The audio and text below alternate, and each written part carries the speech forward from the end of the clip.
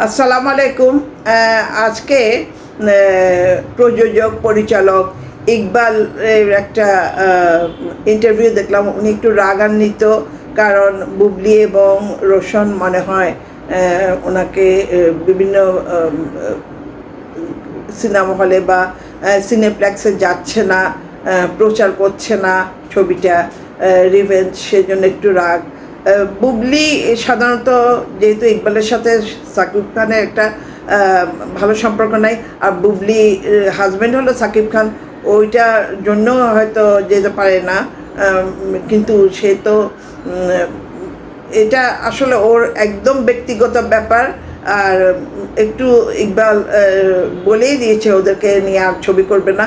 এইটা কিন্তু কোনো কথাও হলো না, কারণ ইকবাল সাহেব আপনি প্রথমে উল্টাপাল্টা কথা বলে জিনিসটা খুব ভারী করে দিয়েছেন।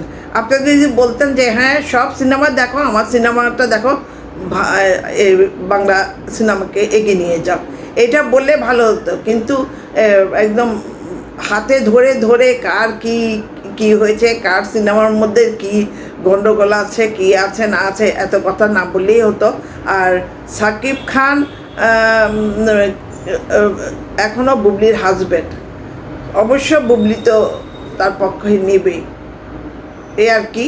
তো এইটা কোনো ব্যাপার না। ইকবাল সাহেব আপনি গভীরভাবে চিন্তা করেন, ওদের আসলে কোনো দোষ নেই, আপনি উল্টাপাল্টা কথা বলে পরিস্থিতি ভারী করে ফেলেছেন।